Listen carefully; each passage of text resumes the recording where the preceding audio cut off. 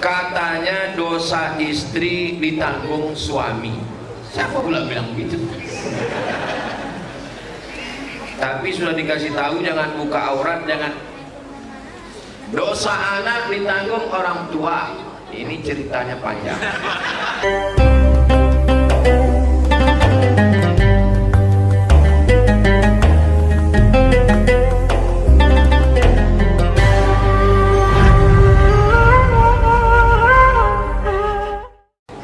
Makanya apapun pekerjaan, adik-adik kalian kuliah, masuklah ke fakultas jurusan yang kalian suka supaya tak capek. Kalau kalian tak suka, kalian stres. Lulus PNS di tempat kalian tak suka, itu tak sampai pensiun kalian mati, karena kalian tak suka. Tapi kalau suka, kalian menikmati. Kalau kalian tak suka berhadapan dengan orang banyak, grogi, kalian sukanya di belakang komputer, kalian masuk jadi programmer. Kalian hidup sama komputer aja, nikah pun sama komputer. Tapi kalau kalian sukanya sama orang banyak, carilah yang program jurusan yang sama orang banyak, menikmati. Dia sukanya menceritakan orang, dia tak capek. Kita yang mendengar pula yang capek. Yang kedua, baru ada godaan setan. Jadi setan itu sistem kerjanya, dia hanya mengipas aja. Setengah mati setan mengipas, kalau tak ada percikan api tak jadi. Makanya kalau ada percikan api, padamkan. Karena setan itu kerjanya hanya memanas-manasi aja. Jadi kalau ada orang yang suka memanas-manasi, berarti tak ada, saya bilang gitu. Jadi kenapa tak berhenti? Pertama karena suka, yang kedua karena godaan setan. Setan bekerja yang kedua. Inna ibadi laisa laka alaihim sultan. Hambaku, kata Allah, kau tidak bisa rusak mereka, wahai setan. Makanya begitu ada orang mengajak cerita aib, langsung tutup. Mohon maaf ya, ada pula mimis kalau masuk saya ke sana dulu. Kalau tidak, dia akan terus berlanjut, kita angguk-angguk. Namanya dapat juga dosanya, ya, dosa angguk-angguk. Mengangguk kan ya, iya betul, ya, betul gitu, betul. Dapat juga dosa, nama dosanya dosa angguk-angguk. Katanya dosa istri ditanggung suami. Siapa pula bilang gitu? Tapi sudah dikasih tahu jangan buka aurat, jangan. Dosa anak ditanggung orang tua. Ini ceritanya panjang. Kullukum ra'in, setiap kepala rumah tangga mas'ulun ar-ra'iyati. Dia bertanggung jawab terhadap anak istrinya. Itulah dalil suami menanggung dosa istri dan dosa anak. Kalau dia tak mengajar istrinya menutup aurat, tak mengajar istrinya sembahyang, tak mengajar mengaji, dia menanggung dosanya. Sudah diajarnya istrinya sembahyang, sudah diajarkan mengaji, dibawakan ustaz, dibawa ke masjid, bininya tak patuh juga, dosa tanggung masing-masing. Wala taziru waziratu wizra ukhra. Anak sudah dimasukkan ke pondok, dikasih makan halal, cakap tak berhenti tunjuk ajar. Kau jangan bergaul dengan orang tak baik, jangan sampai tak sembahyang, kau nanti sekolah jauh, jangan pacaran, hati-hati. Maka dosa tanggung masing-masing. Tak ada dosa transfer, tak ada dosa jariah. Wala taziru waziratu wizra ukhra. Ayat lain, wa allil insani illa ma sa'a. Orang menanggung dosanya sendiri. Kepala rumah tangga menanggung dosa anak istri karena tidak memberikan pendidikan sebagai kewajiban. Kalau sudah diberikan, maka tanggung masing-masing. Jelas? Alhamdulillah. Jadi kalau ada orang bilang Ustaz Somad itu tak jelas, handphone dia tak betul. Jika kita mengetahui hal yang benar dan terjadi perbedaan pendapat dengan orang lain, mana yang lebih utama? Menyampaikan kebenaran atau menghindari perdebatan? Manhajuna manhajul bayan. Manhaj kami, kata guru-guru kami di Al-Azhar, manhajul bayan. Kita mesti menjelaskan mazhab kita. Saya tulis buku 37 masalah populer untuk menjelaskan mazhab saya, bahwa talqin itu ini dalilnya, bahwa tahlil itu ini dalilnya, bahwa tarekat itu ini dalilnya, bahwa sayyidina itu ini dalilnya, bahwa usolli itu ini dalilnya. Tapi saya tidak ingin mengajak saudara saya untuk ikut mazhab saya. Saya hanya ingin dia menghormati, jangan sampai membenci, padahal ini masalah khilafiyah. Jadi kalau kita ditanya orang apa dalilnya, kita mesti sebutkan dalil, jangan diam. Kalau tadi buat ini apa dalilnya? Ya kita berlapang dada aja. Mana bisa berlapang dada, dia tak tahu. Kita sebutkan, ini dalilnya begini, ini dalilnya begini. Supaya apa? Maka saya tulis khilafiyah itu bukan untuk mengajak orang untuk ikut saya. Nata'awan fima tafaqna wa nata'adzar fima ikhtalafna. Pada perkara yang kita sepakati, mari kita beramal bersama-sama. Pada perkara yang kita berbeda pendapat, mari kita berlapang dada menerima perbedaan selama masih ahlus sunnah wal jamaah.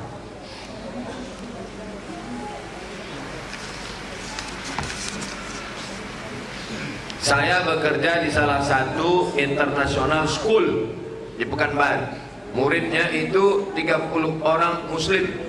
Dari 30 orang muslim hanya 3 orang dalam satu kelas. Dan semakin hari saya semakin banyak mendapat pengetahuan tentang agama lain. Saya takut Pak Ustadz mau resign. Tapi di sini gajinya lebih besar. Apa yang harus saya lakukan Pak Ustadz? Apakah dengan bekerja di situ menambah amal iman? Illal ladzina amanu wa amilus shalihat. Saya kalau kerja di situ saya bisa berdakwah Pak Ustaz. Saya bisa menyelamatkan orang. Teruskanlah. Innal insana lafi khusrin. Manusia dirugi. Illal ladzina amanu wa amilus shalihat. Kalau saya di situ saya bisa ambil kurikulumnya Pak Ustaz. Bagus. Saya ambil manajemennya Pak Ustaz, bagus. Saya bisa berdakwah Pak Ustaz, bagus. Tapi kalau iman kita yang tergerus, sholat Jumat tak bisa, mengajarkan agama tak bisa, maka hadis kita subuh ini 3. Man aslama wa ruziqa kafafan wa qanna'ahu Allahu bima ata. Itulah orang yang beruntung. Orang yang beruntung bukan orang yang gajinya besar. Yang paling beruntung adalah aslama wa ruziqa kafafan wa qanna'ahu Allah bima ata. Islam rezekinya cukup dan dia diberikan rasa qanaah dalam hati. Nah, jadi pikir baik-baik. Kalau gitu saya pertahankanlah agak setahun nih Pak Ustaz. Saya copy manajemennya, saya ambil metodenya, nanti saya keluar dari situ, saya buat sekolah macam itu. Mantap, bagus. Cara membuat yayasannya studi banding ke Almanar. Metode yang tadi dari sekolah itu ambil, bahasa Inggrisnya bagus, ambil, fisika kimianya mereka menang olimpiade, ambil, rekrutmen gurunya bagus, ambil, khutbah sofa dakwah kadar, ambil yang jernih, buang yang keruh. Al hikmatu dhallatul mu'min. Hikmah itu milik orang beriman. Aina wajadaha fahu ahaqqu biha. Di mana dia mendapatkannya, maka dia berhak untuk mengambilnya. Walaupun dari sekolah tak Islam, selama dia hikmah, ambil.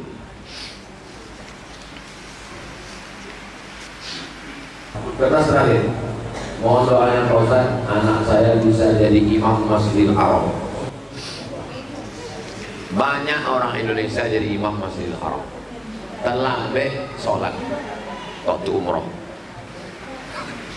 Sampai ke Masjidil Haram, sholatlah selesai. Nah, itulah jadi imam Masjidil Haram.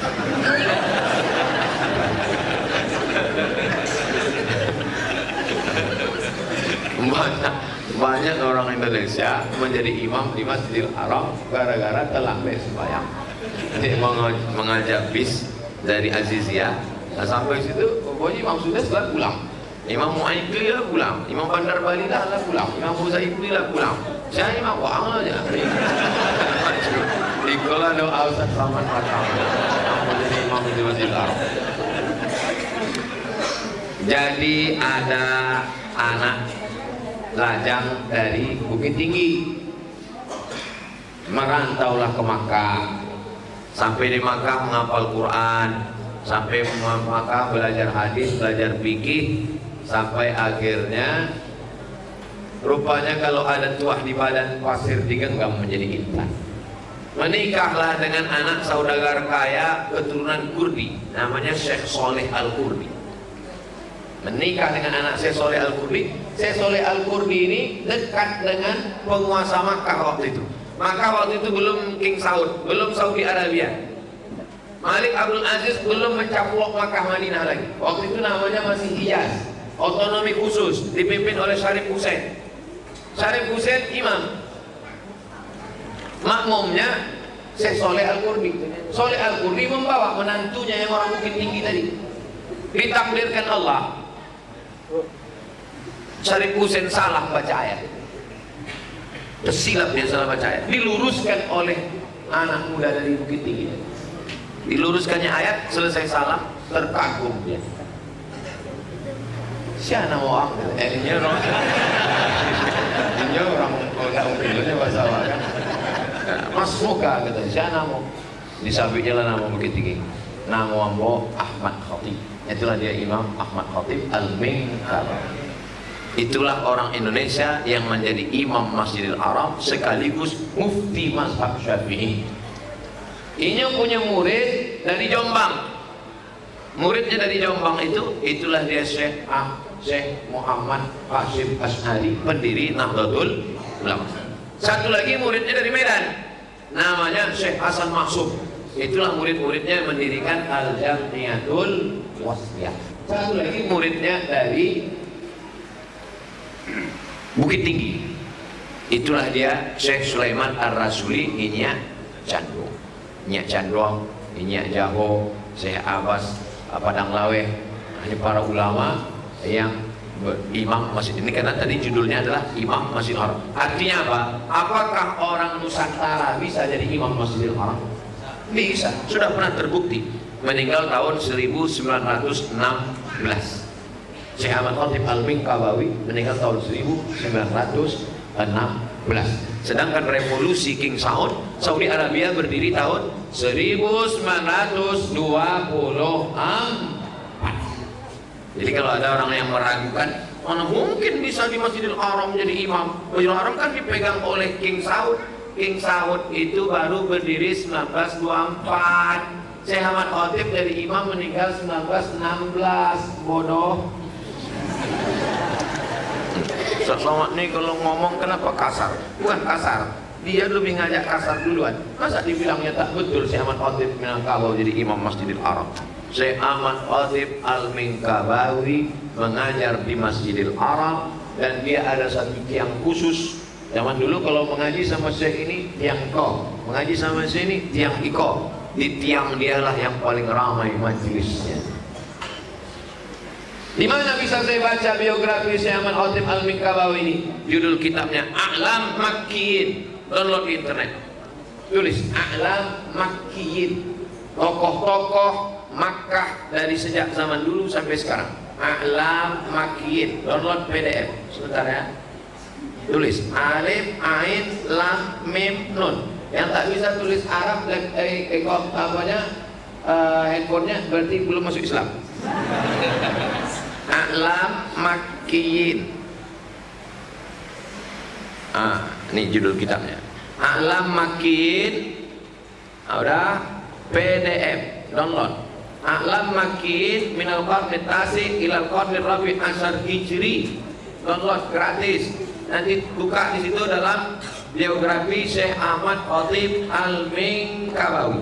Nama penulisnya Syekh Abdullah bin Abdurrahman bin Abdurrahim Al-Muallimi, orang Arab, pakai bahasa Arab. A'lam Makkiyin. Panjang biografi beliau, nasabnya, anak-anaknya, keturunannya, belajarnya, hafalannya. Majelis yang paling ramai di Masjidil Haram adalah majelis Syekh Ahmad Khatib Al-Minkabawi. Suatu ketika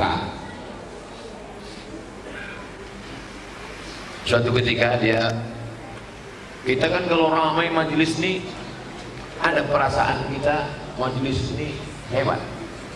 Suatu ketika bermimpilah Syekh Ahmad Khatib berjumpa dengan Nabi Muhammad SAW. Dia bertanya ke Nabi, ya Rasulullah, ya Rasulullah, majelis di Masjidil Haram ini majelis mana yang paling hebat? Kata Nabi, majelis yang paling hebat ada di tiang anu. Coba cari. Hebatnya Syekh Ahmad Khatib Al-Minkabawi. Dicarinya tiang itu. Dicarinya seorang syekh, muridnya dia. Terkejut Syekh Ahmad Khatib. Kenapa Murid yang satu nih kata Nabi majelisnya lebih mulia. Ditanya Tuan Syekh, "Anta Syekh, engkau mengajar di sini?" "Iya." "Muridmu cuma satu ya?" "Malam tadi yang mau bermimpi basuh Nabi." Kata Nabi, "Yang paling mulia majelis ini." "Apa yang kau ajarkan?" Kata Syekh ini, "Saya mengajarkan anaknya menghafal Quran. Setelah anak ini khatam baru saya terima murid baru." Itu menunjukkan majelis khatam Quran lebih mulia. Jadi kalau ada adik-adik yang fokus mengajar khatam Quran, jangan sangka majelis yang ramai itu lebih mulia. Majelis Ustaz Abdul Somad, majelis Instagram 7,8 juta, majelis YouTube sekarang ditonton 300 juta. Belum tentu, saya ngasih tahu tuh bagi yang belum subscribe supaya segera. Belum tentu lebih mulia dalam pandangan Allah. Khairukum, orang yang paling mulia, man ta'allamal Quran, orang yang mengajarkan Quran, wa 'allamahu, belajar Quran dan mengajarkan Al-Quran. Syekh Ahmad Khatib Al-Minkabab. Tidak mustahil orang Nusantara bisa menjadi imam Masjidil Haram. Itulah kajian kita subuh ini. Mudah-mudahan Allah selalu siapa berdoa ala hazin niat untuk niat yang baik-baik. Mudah-mudahan Yayasan Al-Manar berkembang lebih baik ke depan. Semua jamaah istiqomah, keluarga sakinah mawaddah warahmah, anak cucu kita soleh dan solehah. Ala hazin niat. Al-Fatihah. A'udzubillahi minasyaitonir rajim. Bismillahirrahmanirrahim. Alhamdulillahi rabbil alamin. Arrahmanir rahim. Maliki yaumiddin. Iyyaka na'budu wa iyyaka nasta'in. Ihdinas shiratal mustaqim. Shiratal ladzina an'amta 'alaihim ghairil maghdubi 'alaihim waladdallin. Amin. Allahumma anzilir rahmata was salamata wal barakata ala hadhil jamaah. Turunkanlah keselamatan, keberkahan kepada seluruh jamaah subuh ini ya Allah. Allahumma ja'al hadhil muassasata muassasatan 'azimatan mubarakatan fiha. Jadikanlah Yayasan Al-Manar yayasan yang baik, diberkahi. Takharraja minhul ulama wa su'ama, keluar dari pendidikan Yayasan Al-Manar ini para alim ulama, para pemimpin masa depan ya Allah.